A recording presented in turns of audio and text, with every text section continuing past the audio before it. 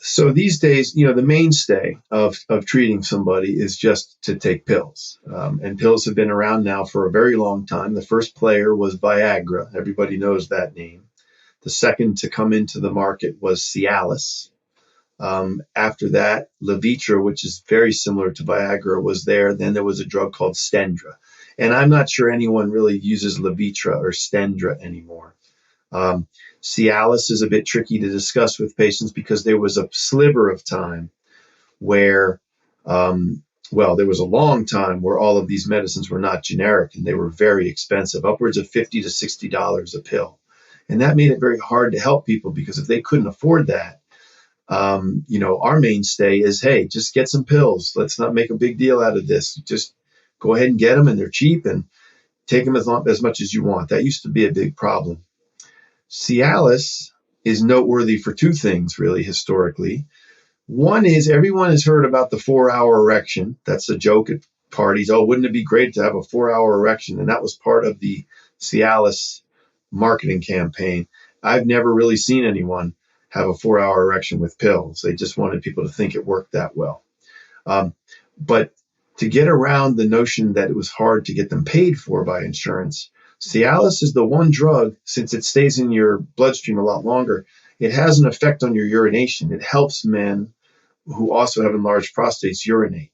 So that's where the concept of daily Cialis came from. Cialis got FDA approved as a drug for urination, and many men for a period of time would come in and say, wink, wink, I'm here for my urination, so that they could get their Cialis paid for. I would say that most urologists don't use daily Cialis anymore. It doesn't make any sense to do because now it's cheap. Now we call those pills, because they're generic, fortunately, sildenafil, that's Viagra, and tadalafil, that's Cialis. That's what I have in my office. That's what I provide patients with. I don't really bother with Levitra or Stendra. There's not much going for them that would cause me to seek that out. And generally what we do is we prescribe the highest dose and tell people to cut them in half because it's more economical. And we start at the lowest possible dose and move on. But now those pills are very economical. People always ask me, which one should I get, Viagra or Cialis? They're cheap enough where I commonly say, just get them both and take the one that works the best with the fewest side effects. But if we had to boil down the pros and cons of those two, Viagra works less well when you've eaten it with a fatty meal, which is a lot of times when you go out to eat or on a date. Cialis isn't affected by that so much. Viagra is in and out of your bloodstream in a few hours. Cialis lingers for a longer time.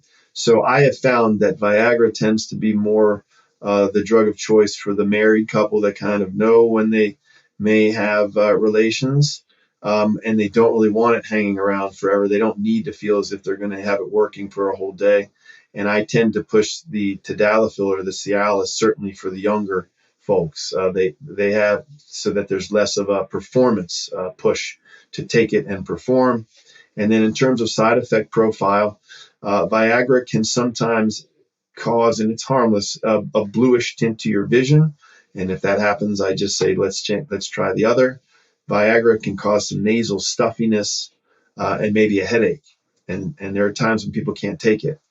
What is unique to Cialis or tadalafil is that it can sometimes give you a certain backache or muscle cramps, which would preclude its use. And it has some overlap with the Viagra side effects, but generally they're very well tolerated.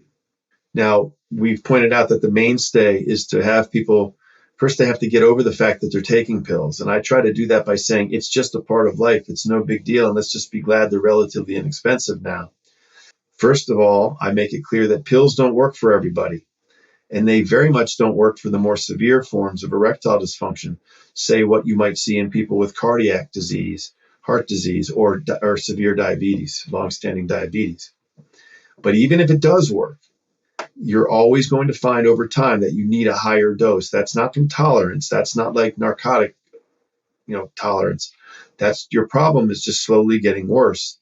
And if you take those pills long enough, you will have erectile dysfunction long enough such that eventually the pills won't work. And I try to prepare patients for that so they don't think it's a mystery and they know that there's certainly good steps to do beyond pills once they stop working or if they don't work.